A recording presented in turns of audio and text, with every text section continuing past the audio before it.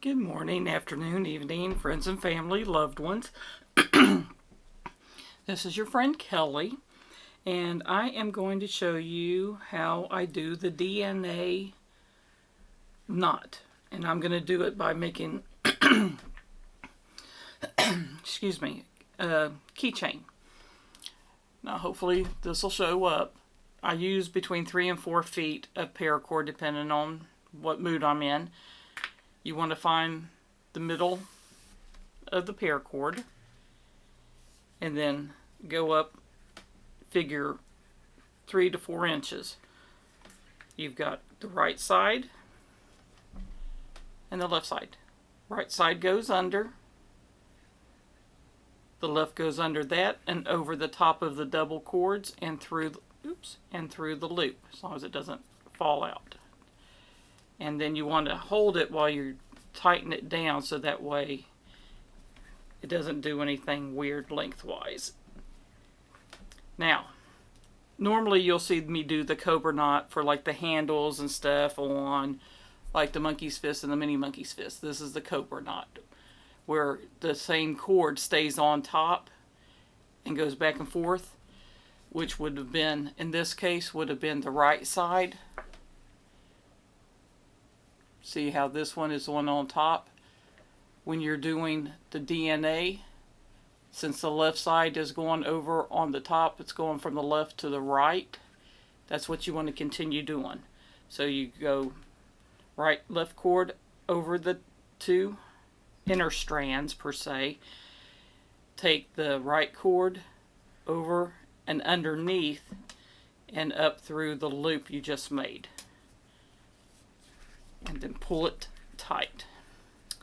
Now, again, left side over the 2 strands, the right cord underneath and up through the loop you just made, and tight. And I will pull it to make sure that these are tight, because they do weird things when you're doing the DNA strand, so I just do that. And just like I said, you keep going left over the 2 on top, underneath the right strand. Right goes underneath and pull it up through the loop. I usually do it like this, but I was wanting to actually show you me grabbing it and doing it. And that's all the DNA strand is. It's just you keep the left side going over top and the right side going underneath. And as you're doing it, see how it's twisting? That's the DNA strand. I'm sure there's other people call it different things. I just call it, like, because that's usually what the DNA strands look like. And you'll see it's twisting this, which isn't a big deal. As you go. Still think I'm trying to fight a bug. I need to take some more vitamin C. Okay, but just keep working it down the length that you want. And some of them I do longer, some of them I do shorter. It depends on how much cord, number one, I've cut and what I feel like doing lengthwise.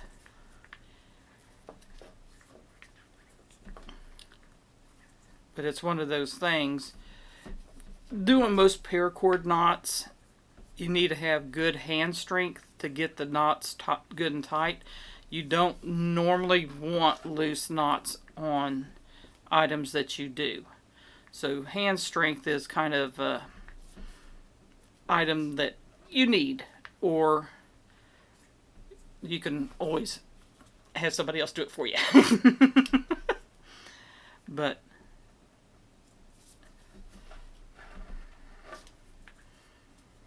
I'm getting down to the point where I may not be able to do a good grip much further.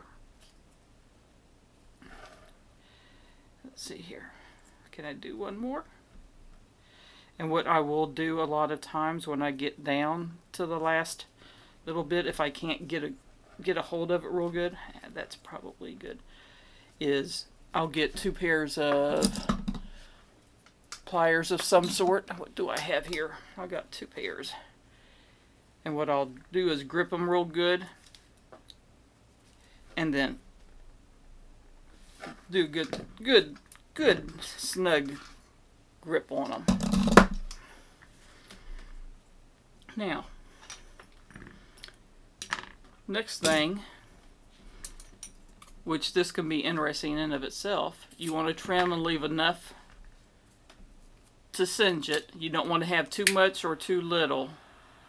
Too much, it causes a big glump.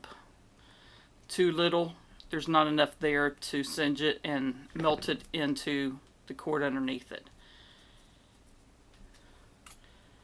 Which maybe 1/4 of an inch is more or less what I leave on there.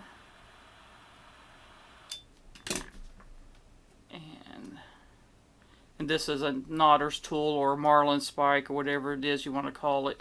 It just has a little bit of knurling on it that I just like to use to smush so I'm not always burning my fingers and thumbs. But this tool actually comes apart, and if you want, you can put like little fids or whatever else in here that fits. Do I have a fid over here? Yes, I do.